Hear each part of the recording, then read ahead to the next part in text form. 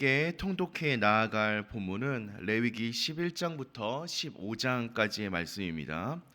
그 가운데 오늘 이 새벽의 시간을 통하여 함께 나눌 말씀은 레위기 14장 21절로 32절까지의 말씀입니다. 제가 가지고 있는 성경책은 구약성경 167페이지에 있습니다. 레위기 14장 21절로 32절까지의 말씀, 제가 한 절 여러분이 한 절 교독하시겠습니다. 만일 그가 가난하여 그의 힘이 미치지 못하면 그는 흔들어 자기를 속죄할 속건제를 위하여 어린 순양 한 마리와 소제를 위하여 고운 가루 10분의 1 에바에 기름 섞은 것과 기름 한 록을 취하고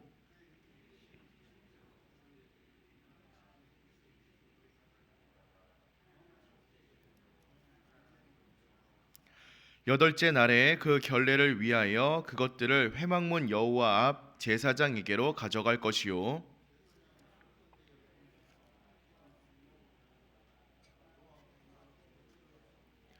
속건제에 어린 양을 잡아서 제사장은 그 속건 제물의 피를 가져다가 정결함을 받을 자의 오른쪽 귓뿌리와 오른쪽 엄지 손가락과 오른쪽 엄지 발가락에 바를 것이요 오른쪽 손가락으로 왼쪽 손에 기름을 조금 찍어 여호와 앞에 7번 뿌릴 것이요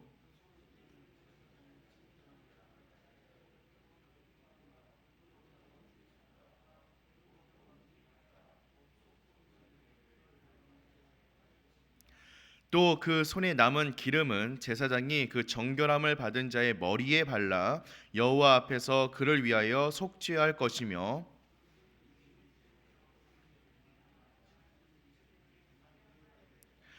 곧 그의 힘이 미치는 대로 한 마리는 속죄제로 한 마리는 소제와 함께 번제로 드릴 것이요 제사장은 정결함을 받을 자를 위하여 여호와 앞에 속죄할지니 나병 환자로서 그 정결 예식에 그의 힘이 미치지 못한 자의 규례가 그러하니라. 아멘. 우리 사람들이 아무리 노력한다 할지라도 우리의 죄의 문제를 해결할 수 없고 우리는 자력으로 구원을 받을 수 없는 존재들입니다. 하지만 우리가 붙잡고 살아가는 하나님의 구속의 은혜는 우리의 노력과는 아무런 상관없이 또 우리의 자격과도 아무런 상관없이 그저 값없이 베풀어짐을 우리는 믿고 있습니다. 예수 그리스도께서 우리의 죄 문제를 해결하기 위하여서 값비싼 대가를 치르셨기 때문에 우리는 그 은혜를 누리면서 살아갈 수 있는 것입니다. 오늘 우리가 함께 읽은 이 본문을 통하여서 그 구속의 은혜가 그렇다면 우리에게는 어떻게 열려 있는지 그 은혜를 한번 고민하고 또 간구해 보고자 합니다. 오늘 본문을 마주하면서 우리가 먼저 기억해야 하는 사실은 속죄의 은혜에는 차별이 없다라는 사실입니다. 오늘 우리가 함께 읽어나간 이 본문은요, 악성 피부병, 조금 다르게 표현하자면 이 나병 환자의 정결 의식에 대한 부분입니다. 그런데 나병 환자들 가운데에는 가난한 사람들이 참 많이 있었습니다. 왜냐하면 그들은 나병으로 인하여서 오랜 시간 동안 이 진영 밖에서 홀로 지냈기 때문입니다. 그런 그들이 정결 예식을 위하여서 순양 2마리, 암양 1마리를 준비하는 것은 여간 쉬운 일이 아니었을 것입니다. 하나님께서는 이러한 그들의 형편을 아시고 그들을 배려하신 것입니다. 그래서 가난한 자들은 산비둘기 2마리 혹은 집비둘기 새끼 2마리를 속죄제와 번제로 준비하게 하셨습니다. 오늘 우리가 그 리딩 지수를 통하여서 읽어나갈 모든 본문들이요, 이 정결 예식에 관한 내용들이거든요. 아픈 사람들 혹은 문제가 있는 사람들, 죄를 지은 사람들, 이런 사람들이 어떻게 해야 정결하게 되는지, 속죄하게 되는지에 대한 내용들인데요. 각 상황에 맞추어서 또 각 형편에 맞추어서 하나님께서 이렇게 해야 한다, 이렇게 해야 한다라고 제시해주고 계십니다. 왜냐하면 모든 사람들의 상황과 형편이 동일하지 않기 때문입니다. 하나님의 구속의 은혜로 나아가는 것은요, 우리의 형편이나 자격에 따라서 달라지는 것이 아니라 그 은혜가 동일하게 임한다라는 것입니다. 모든 상황과 형편에 따라서 그래서 우리가 지금 놓여져 있는 상황과 형편이 어떠한가에 고민할 것이 아니라, 그것에 집중할 것이 아니라, 그럼에도 불구하고 주어지는 하나님의 은혜에 집중하며 나아갈 수 있는 우리가 되어야 할 것입니다. 사랑하는 성도 여러분들의 지금 상황과 형편은 어떠하십니까? 저도 짧은 인생을 살아왔지만 모든 순간 저의 인생의 상황과 형편이 동일하진 않았거든요. 하지만 돌이켜보면 그 상황과 형편을 뛰어넘는 동일한 하나님의 은혜가 있었음을 기억하고 있습니다. 그러니 지금 나의 형편이 어떠한지, 지금 나의 상황이 어떠한지, 지금 나의 경제적인 여력은 어떠한지, 지금 나의 건강상의 문제가 어떠한지에 집중하는 것이 아니라, 그럼에도 불구하고 주어지는 하나님의 은혜에 집중할 수 있는 우리가 되기를 소망합니다. 그런데요, 참 재미있는 것이 있습니다. 하나님께서 이 가난한 나병 환자에게 조금 다르게 속죄제로 나올 수 있도록 이 제물을 제시해 주었음에도 불구하고 변하지 않는 한 가지가 있었습니다. 그게 무엇이었냐면요, 속건 제물로서 순양 한 마리, 이 순양 한 마리만큼은 표준안과 동일하였습니다. 왜 그랬냐? 이 어린 양은 예수 그리스도를 상징하기 때문이었습니다. 우리의 모든 허물과 우리의 모든 죄는, 그리고 우리의 모든 문제들은 오직 그리스도의 희생을 통하여서만 속죄를 받을 수 있기 때문입니다.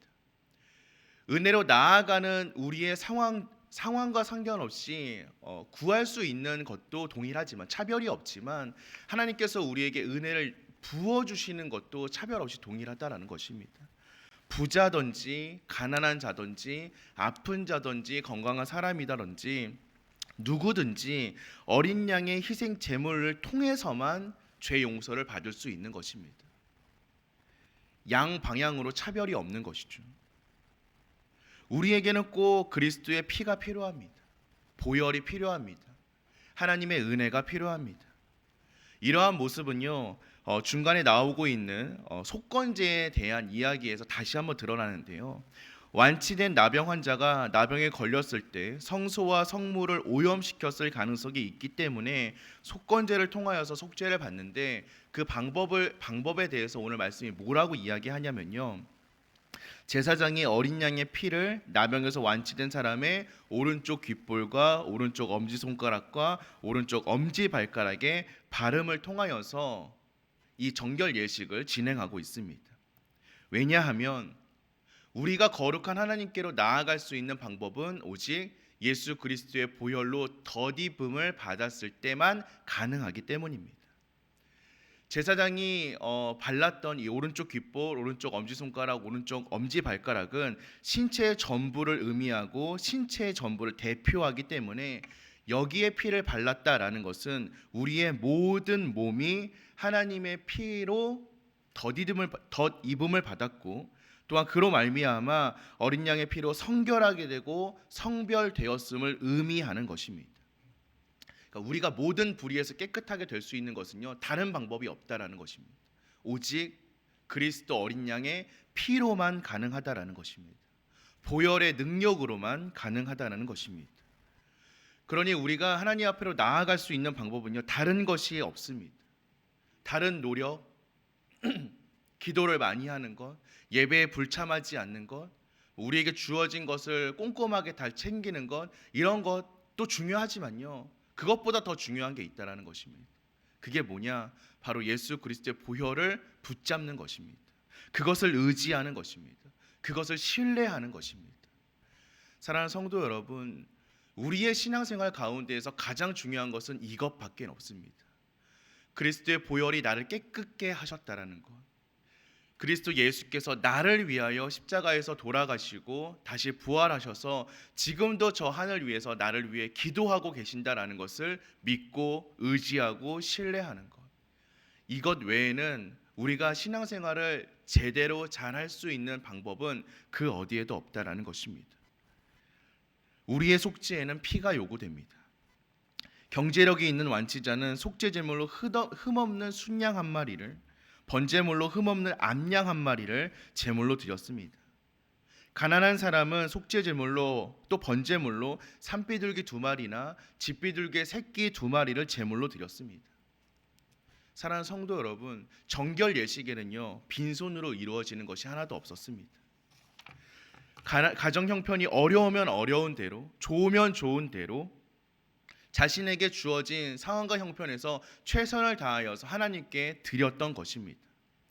물론 형편이 괜찮은 사람이 인색하게 산비둘기나 집비둘기를 드려서도 안 됐습니다. 하나님께 드리는 예물은 자원하는 마음으로 형편에 맞게 드리는 것입니다. 하나님께서는 우리의 외모로, 우리에게 주어진 형편으로, 조건으로 우리를 판단하지 않으십니다. 경제적인 형편이 어려워서 산비둘기나 집비둘기로 예물을 드린 자도 양으로 예물을 드린 자와 동일하게 속죄의 은혜를 입었습니다. 우리에게 주어진 것 안에서, 우리에게 주어진 형편 안에서 우리가 최선을 다하여서 하나님을 섬길 때 하나님은 우리에게 동일한 은혜를 부어주신다라는 것입니다. 산비둘기, 집비둘기가 순양, 암양과 동일한 효력을 내는 이유가 어디에 있습니까? 그 둘 모두 동일하게 피를 흘리기 때문입니다. 속죄는 희생제물의 피로 이루어지기 때문입니다. 양이 흘린 피도 비둘기가 흘린 피도 동일하게 그리스도 예수의 속죄의 피를 상징하기 때문입니다. 우리는 희생제물이 흘린 속죄의 피를 통하여서 하나님과 화해할 수 있습니다. 지금의 시대로 표현하자면 우리는 예수 그리스도께서 흘리신 그 보혈의 피로 우리의 모든 죄가 덮일 수 있으며 하나님과 화해할 수 있습니다. 그리스도의 구속의 은혜는 보혈의 능력을 의지하는 사람들에게, 모든 자에게 미칠 수 있습니다. 그저 단순하게 순양을 드리고 암양을 드리는 것에 만족하면서 나는 암양을 드릴 수 있어, 나는 순양을 드릴 수 있어 라는 것으로 기뻐하는 것이 아니라요, 우리가 왜 순양을 드려야 하는지, 왜 산비둘기를 드려야 하는지를 깨닫고 아는 사람, 거기에서 흐르는 그 보혈의 피가 무엇을 의미하는지를 깨닫는 모든 사람들에게 그리스도의 보혈의 능력이 미칠 수 있다라는 것입니다. 우리는 지금 예배를 하며 신앙생활을 하며 무엇에 집중하며 살아가고 있습니까? 우리가 정말로 예배 가운데에서 또 우리의 신앙 가운데에서 붙잡고 있는 것은 무엇입니까? 나는 건강하니까 주일 성수를 빠지지 않고 할 수 있어. 나는 건강하니까 예배 자리에서 항상 예배 드릴 수 있어. 혹은 나는 이제 여유가 되니까 남들보다 많은 것을 하나님께 드릴 수 있어. 나는 시간적인 여유가 가능하니까 이런 봉사도 할 수 있어. 이런 봉사도 할 수 있어. 라는 것이 우리의 예배 생활을 붙잡고 있는 것이 되어서는 안 된다라는 것입니다.